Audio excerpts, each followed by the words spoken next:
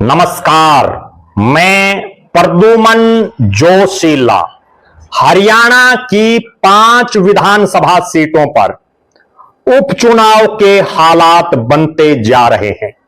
जी हां, हर तरफ यही चर्चा है कि क्या ये 5 विधायक देंगे अपने विधायक पद से इस्तीफा। 5 विधायक 90 में से जो पिछले कई दिनों से, या यूं कह लीजिए कि 16 तारीख से लगातार चर्चा में है। 16 तारीख का मीन्स पिछली 16 तारीख यानी 16 मार्च से एक महीना सबसे ज्यादा चर्चा में यही 5 विधायक रहे हैं। और कल एक ऐसा घटनाक्रम हुआ, एक ऐसी चिट्ठी जारी हुई जिसके बाद यह संभावनाएं बड़ी प्रबल हो गई कि ये विधायक इस्तीफा भी दे सकते हैं। क्यों? क्योंकि एक चिट्ठी ऐसी जारी हुई जिसने यह स्पष्ट कर दिया कि इन्हीं 5 विधायकों ने क्रॉस वोटिंग की। भले ही इनमें से सीधे तौर पर 4 विधायक अब तक भी नहीं मान रहे इस बात को, केवल एक विधायक ने मानी है। हम सिलसिलेवार तरीके से बात करेंगे कि आखिर हरियाणा प्रदेश के वो कौन से 5 विधायक हैं जिनका के इस्तीफा देने की संभावनाएं बढ़ती जा रही हैं। उन सीटों पर उपचुनाव की भी संभावनाएं बढ़ती जा रही हैं। 5 सीटें, और बड़ी गजब बात, 5 हरियाणा के अलग अलग जिले से। यह भी अपने आप में एक बहुत बड़ी बात है। 5 अलग अलग जिलों से। हम शुरुआत करते हैं हरियाणा प्रदेश की राजधानी चंडीगढ़ के साथ लगते इलाके अंबाला के नारायणगढ़ की विधायक शैली चौधरी, यमुनानगर के साढौरा की विधायक रेणु बाला, फतेहाबाद के रतिया के विधायक सरदार जरनैल सिंह, नूह मेवात के पुन्हाना विधानसभा के विधायक मोहम्मद इलियास और पलवल जिले की हकीम सीट से विधायक मोहम्मद इजराइल। ये वो नाम हैं जिनको कांग्रेस पार्टी ने पार्टी की प्राथमिक सदस्यता से निलंबित कर दिया है। जी हां, उसी कांग्रेस ने जिसकी टिकट पर ये 5 चुन करके विधानसभा में गए। इन 5 को जिताने के लिए कांग्रेस के छोटे से लेकर के बड़े तक नेताओं ने खूब जोर लगाया।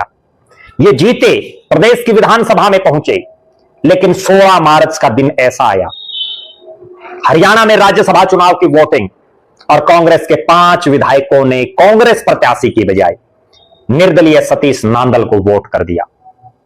नेता प्रतिपक्ष और पूर्व मुख्यमंत्री चौधरी भूपेंद्र सिंह हुड्डा और पार्टी के हरियाणा प्रदेश के प्रभारी बीके हरिप्रसाद पोलिंग एजेंट के तौर पर मौजूद थे।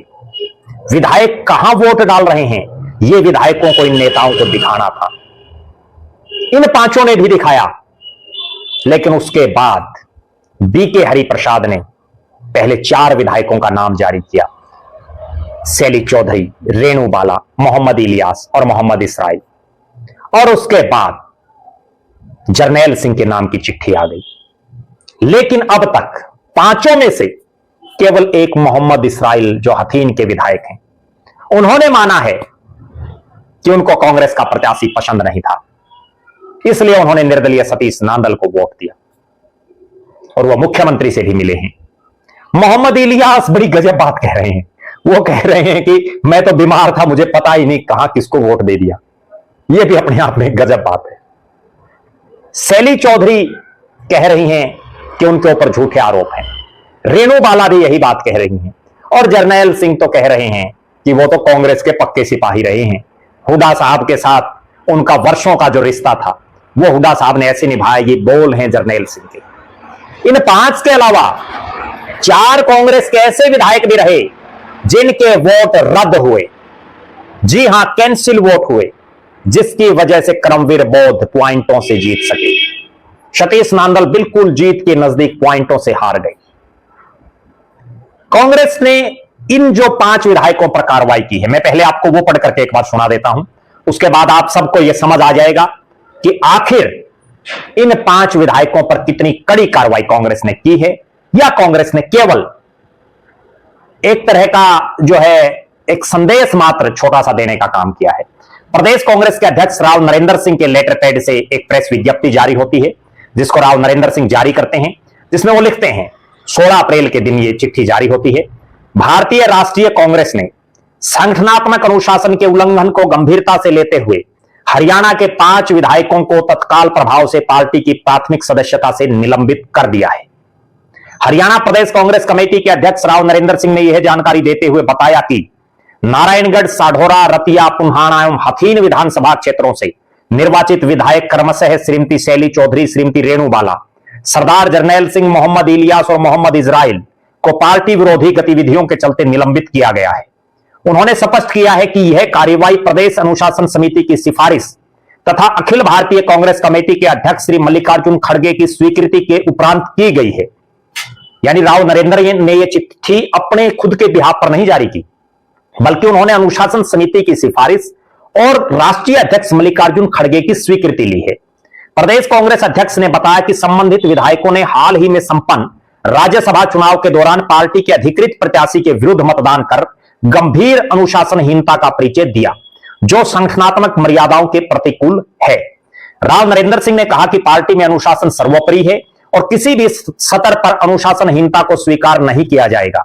उन्होंने यह भी कहा कि यह निर्णय सभी नेताओं एवं कार्यकर्ताओं के लिए एक स्पष्ट संदेश है कि पार्टी के सामूहिक निर्णयों और अधिकृत रुख के विरुद्ध किसी भी प्रकार की गतिविधि पर कठोर कार्यवाही सुनिश्चित की जाएगी। यानी राव नरेंद्र की इस चिट्ठी ने यह स्पष्ट कर दिया है कि कांग्रेस पार्टी अभी जो कोई और कांग्रेसी भी पार्टी के विरुद्ध कोई बात करेगा तो उसके खिलाफ भी कड़ा एक्शन लेगी। मोहम्मद इलियास ने बयान दिया कि पार्टी ने जो करना है वो कर ले। मोहम्मद इस्राइल भी इसी तरह की बातें कर रहे हैं, लेकिन शैली चौधरी, रेणु बाला और जरनैल सिंह ने अब तक ऐसी बयानबाजी नहीं की है। हालांकि राज्यसभा चुनाव होते ही जो ही शैली चौधरी का नाम उछाला गया, क्रॉस वोटिंग को लेकर के उछला, तुरंत उनके पति और पूर्व विधायक उस समय के प्रदेश कांग्रेस कमेटी के कार्यकारी अध्यक्ष रामकिशन गुर्जर ने तुरंत इस्तीफा दे दिया था। अब जो एक बहुत बड़ा सवाल प्रदेश के राजनीतिक गलियारों में उठ रहा है वो ये है कि कांग्रेस पार्टी ने इन विधायकों को निलंबित कर दिया है पार्टी से, लेकिन अब कांग्रेस पार्टी के ये 5 विधायक जो कांग्रेस से चुन करके आए, जो अब निलंबित हो चुके हैं पार्टी से प्राथमिक सदस्यता से, अब क्या ये नैतिकता के आधार पर इस्तीफा देंगे? क्योंकि अब इनके सामने एक ऐसी स्थिति हो गई है, ना तो ये बीजेपी में शामिल हो सकते कानूनन अगर इन 5 ने क्रॉस वोट किया है, क्योंकि पार्टी ने तो मान लिया कि इन 5 ने किया है, इसीलिए पार्टी ने अपनी प्राथमिक सदस्यता से इनको निलंबित कर दिया, सस्पेंड कर दिया। लेकिन ये 5 के सामने अब ऐसे हालात हो गए हैं, ये कांग्रेस में भी नहीं है रह सकते, अब बीजेपी में शामिल नहीं हो सकते। ऐसे हालात में या तो अगले 3.5 साल इसी ऊहापोह की स्थिति में ये एक निलंबित विधायक के तौर पर अपना कार्यकाल पूरा कर लें, और यह भी निश्चित है कि इन 5 को अगली बार टिकट नहीं मिलेगी, ऐसी संभावनाएं बन चुकी हो कांग्रेस की। उस हालात में इनके पास ऑप्शन क्या है?